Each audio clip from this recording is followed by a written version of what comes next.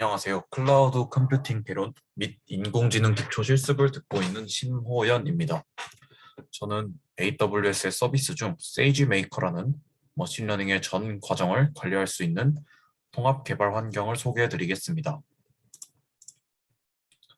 먼저 머신러닝의 간략한 사이클과 그 문제점을 간단히 짚고 넘어가겠습니다. 그 다음은 세이지메이커의 트레이닝을 어떻게 하는지, 또 그것을 수행할 수 있는 코드들은 어떻게 되는지 짚고 넘어가겠습니다. 그 후 데이터 랭글러라는 효율적인 전처리와 시각화 도구를 소개해드리고 어려운 학습 과정을 아주 쉽게 단축해버리는 오토파일럿이라는 강력한 기능도 소개해드리겠습니다. 마지막으로는 어려웠던 점들과 결론을 맺으면서 발표를 마무리하겠습니다. 먼저 머신러닝 라이프 사이클입니다. 머신러닝의 전체적인 사이클을 아주 간단하게 나타낸 그림인데요. 데이터 수집부터 크게 7가지 단계로 구성됩니다. 문제는 이 기간이 대부분의 비즈니스 문제에서 볼 때 너무 길다는 것입니다. AWS에서는 이 기간 단축을 위한 세이지메이커 통합 개발 환경을 제공합니다. 구체적인 머신러닝 사이클에 대해서 나와 있는데요. 자세한 설명을 생략하고 대응되는 서비스들을 알려드리도록 하겠습니다. 데이터 컬렉션부터 모니터링 앤 디버깅까지 세이지메이커의 트레이닝 서비스가 활용될 수가 있습니다. 데이터 컬렉션부터 데이터 비주얼라이제이션 그리고 분석까지는 데이터 랭글러 서비스가 활용될 수가 있습니다. 오토파일럿은 피처 엔지니어링과 모델 트레이닝 그리고 파라미터 튜닝, 이벨루에이션까지 그리고 디플로이, 모니터링까지의 단계에서 활용할 수가 있습니다. 이 다음 슬라이드에서부터는 이 세 가지 주요 서비스들에 대해서 자세하게 살펴보겠습니다. 먼저 세이지메이커 트레이닝에 대해서 소개해드리겠습니다.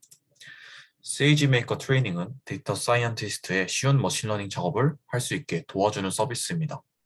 데이터 사이언티스트는 수집된 데이터를 준비해서 세이지메이커 트레이닝이라는 서비스를 거치면 적절한 모델, 즉 아웃풋을 얻을 수 있습니다. 크게 두 가지의 경우로 나뉘는데요. 첫 번째는 세이지메이커 자체에서 미리 준비된 빌트인 학습 이미지를 사용하는 경우입니다. 두 번째 경우는 커스텀 학습 이미지를 사용하는 경우입니다. 빌트인 학습 이미지의 경우 사용자는 수집된 데이터와 코드 작성을 하는 단계가 필요하며 커스텀 학습 이미지를 사용할 경우에는 데이터 코드 작성뿐만 아니라 커스텀 학습 이미지를 준비하는 것까지가 필요합니다. 세이지메이커 트레이딩 서비스를 실행했을 때 작업 환경이 어떻게 구성되는지 알아보겠습니다. 데이터 사이언티스트는 세이지메이커 트레이닝을 실행하면 주피터 노트북 UI를 사용하게 됩니다. 주피터 노트북 UI는 노트북용 인스턴스 위에서 구동하고 스토리지 또한 가지고 있습니다. 주피터 노트북 안에서 model.fit이라는 코드를 실행하게 되면 학습을 시작하게 됩니다. 학습을 하는 동안 세이지메이커 트레이닝은 사용자가 지정한 클러스터의 개수만큼을 확보하며 각각의 클러스터는 이전에 정의한 동일한 학습용 이미지를 공유하고 있으며 사용자가 정의한 학습용 인스턴스와 스토리지를 가지게 됩니다. 그런데 여기서 한 가지 의문점이 저는 들었는데요. 왜 굳이 이러한 복잡한 구조를 가지느냐는 것입니다. 그렇게 굳이 나눈 이유 또한 존재했는데요. 첫 번째 이유는 학습 단계에서는 고사양 GPU와 CPU를 요구하기 때문입니다. 딥러닝이나 머신러닝의 경우 특히 고사양의 GPU가 중요한데 코드 작성조차 이러한 고사양의 GPU를 쓰면 비용이 많이 나가게 됩니다. 두 번째 이유는 주피터 노트북은 실행 시작과 동시에 과금이 되는 구조라는 것입니다. 저희는 인스턴스를 학습에 실제로 사용한 시간만큼의 비용만 지불하기를 원하지만 주피터 노트북의 경우 학습에 사용하지 않아도 켜놓기만 하면 바로 과금이 나갑니다. 따라서 이러한 분리된 구조를 형성하게 되었으며 결과적으로는 데이터 사이언티스트가 더 적은 비용을 부담하게 합니다. 그리고 이러한 구조를 사용할 때 주의사항이 있다면 첫 번째는 적절한 수준으로 인스턴스의 개수와 타입을 설정해줘야 한다는 것입니다. 저의 경우는 잘못 설정해서 한 번에 $50가 과금이 되어버리는 경우도 있었으므로 조심하셔야 합니다. 두 번째는 파이토치와 텐서플로우 같은 라이브러리를 사용하실 경우 분산학습 라이브러리 또한 따로 적용을 해줘야 이러한 구조를 사용이 가능하다는 점입니다. 참고해 주시면 감사하겠습니다. 이제 세이지메이커 트레이닝을 사용해서 1000이라는 데이터를 분석해 보도록 하겠습니다. 이 데이터는 다수의 수치형 변수와 두 개의 클래스 이탈, 비이탈을 가지는 타겟 변수로 이루어져 있습니다. 첫 번째로 주피터 노트북에 사용할 인스턴스를 설정해 줍니다.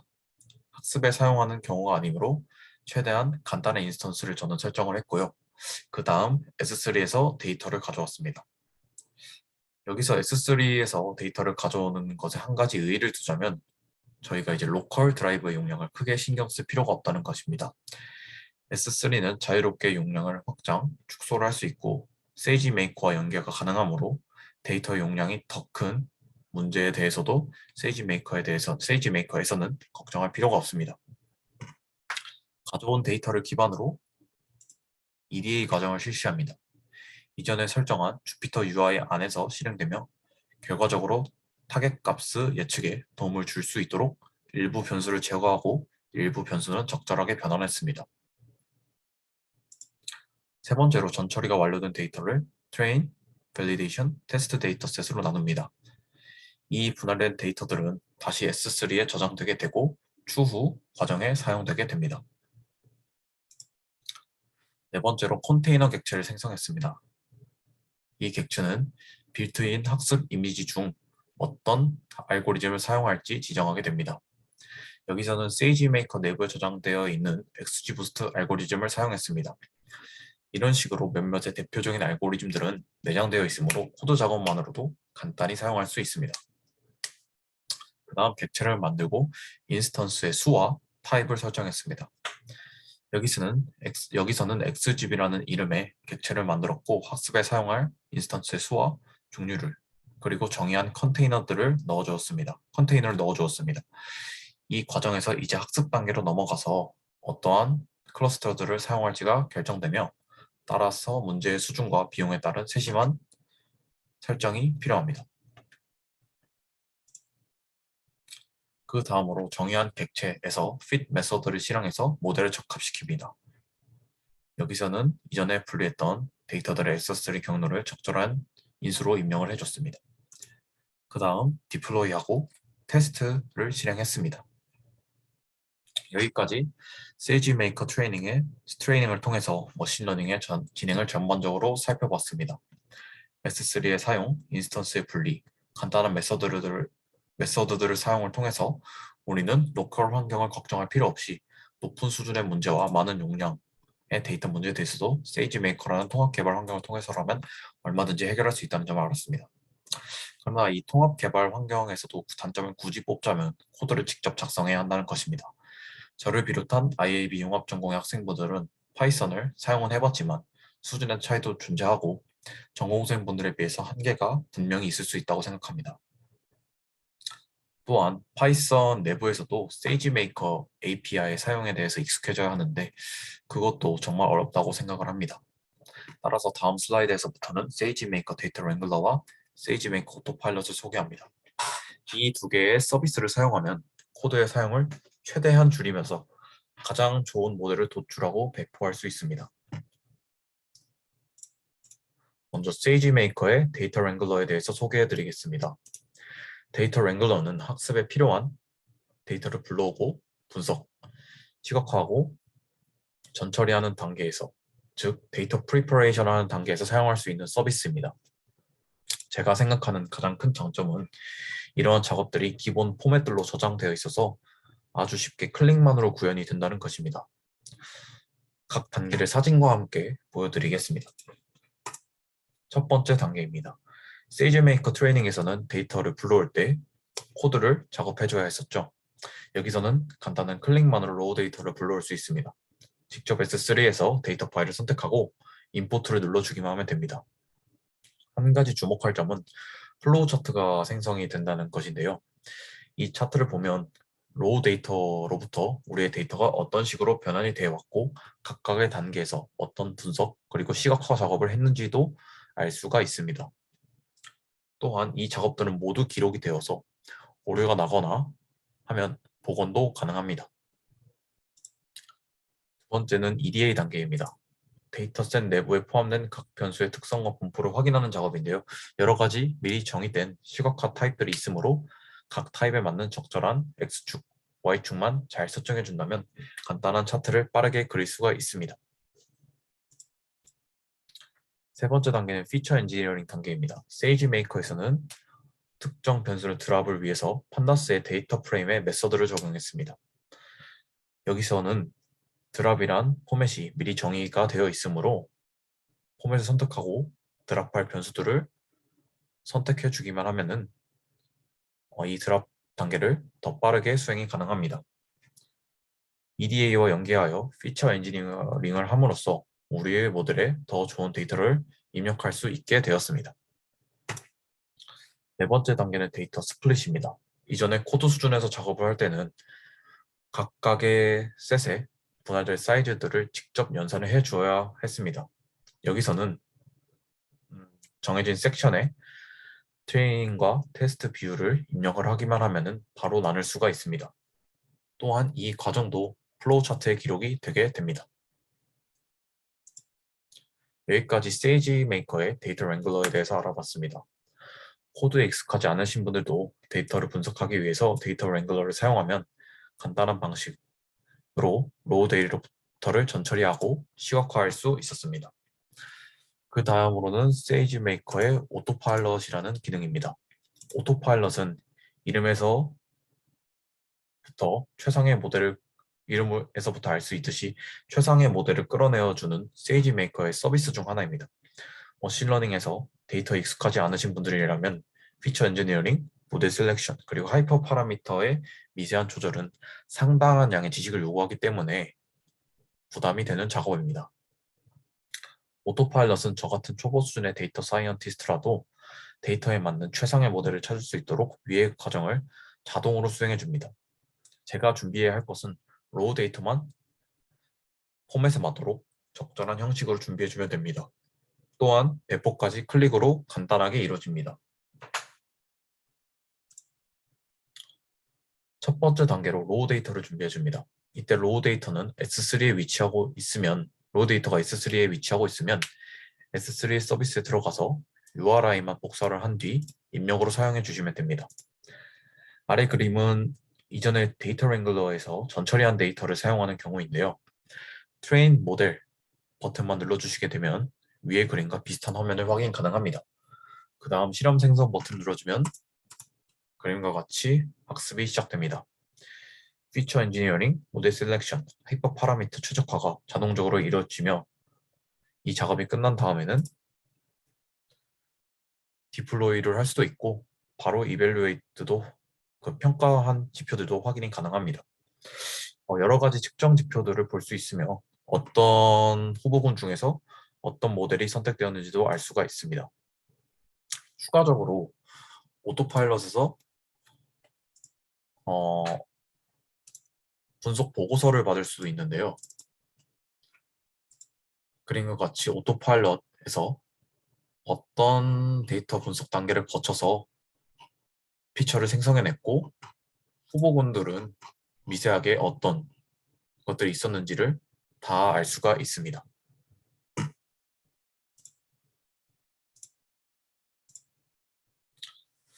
마지막으로 어려웠던 점들과 그리고 결론을 내리며 마무리를 짓겠습니다. 제가 지금은 AWS에서 SS에 가입을 따로 해서 이러한 문제가 일단 첫 번째 문제는 존재하지 않는데 교수님께서 주신 학생용 계정으로 사용을 할 때 이 문제가 이제 발생을 했는데요. 학생용 계정에 세이지 메이커에 대한 대부분의 권한이 없었기에 정책을 직접 추가해줘야 했습니다.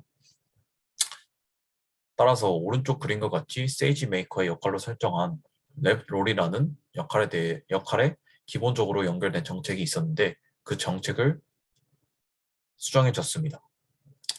이 정책들도 제가 미리 추가해야 될 정책을 알면은 괜찮은데 이게 어디 딱 정리되어 있는 곳이 없어가지고 코드를 이제 하나하나씩 실행했을 때 그 오류 구문이 나왔을 때 그 오류 구문에 나온 정책들을 하나하나씩 추가해 줬습니다.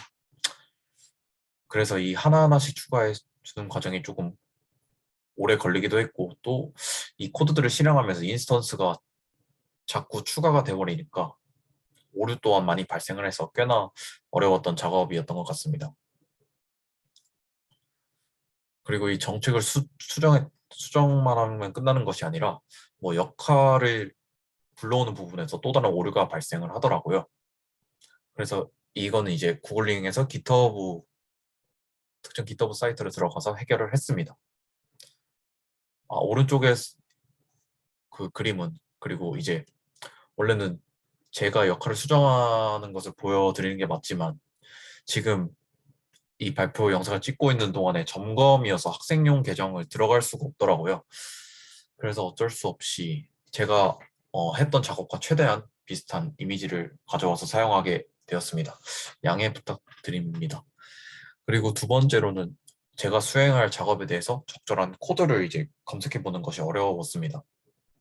일단 구글링을 해봤더니 생각보다 세이지 메이커에 대한 예시들이 없었고 또 이게 예시를 어떻게 찾았다고 하면은 이게 현재 버전과 맞지 않고 구버전인 경우도 있었고 또한 개인 사용자가 올린 그 코드여서 그런지 오류를 또 상당히 많이 존재했습니다. 그래서 계속해서 추가적으로 구글링을 하다가 이건 아니다 싶어가지고 그냥 좀 어려워 보이는 공식 API 사이트를 좀 참고를 했는데요. 공식 API 사이트 깃허브를 참고했는데 이게 영어로 돼 있어서 처음에는 좀 거리낌이 있어서 구글링에서 한국어 위주로 찾다가 꾸준히 보니까 이게 공식 API 사이트가 좀 정확하고 그리고 관련된 예제들도 깃허브나 또는 그 페이지에 같이 저장이 돼 있어서 제가 적용을 하고 응용을 하는데 가장 큰 도움을 줬었던 것 같습니다. 마지막 문제는 과금에 대한 문제가 있는데 이 프로젝트에서는 제가 머신러닝만 돌려서 많이 이제 과금이 되진 않았는데 이제 이전에 다른 내용보다 딥러닝도 조금 돌렸습니다. 근데 이게 딥러닝을 한번 돌리니까 과금이 순식간에 많이 되어버려서 음, 네, 순식간에 많이 과금이 되더라고요. 그래서 인스턴스의 수와 타입을 이제 적절하게 정의해야 된다는 것을 깨달았고요. 그리고 구조에 대해서 아까 그 분리 구조에 대해서 다시 한번 생각하게 되는 계기가 되었습니다. 마지막으로 이제 결론을 내리면서 마무리하겠습니다. 세이지 메이커가 로컬 환경 뭐 이런 거 로컬 환경을 고려하지 않고 다른 서비스들과 연계해서 높은 수준, 많은 용량을 요구하는 문제에 사용이 가능하다는 것을 깨달았고요. 정말 좋은 통합 개발 환경이라는 것을 깨달았습니다. 그리고 아래는 수준별 그리고 시간별로 어떤 서비스들을 사용할지 제가 임의적으로 한번 나눠본 것입니다. 네, 참고해 주시면 좋겠고요. 네, 이상으로 발표를 마치겠습니다. 감사합니다.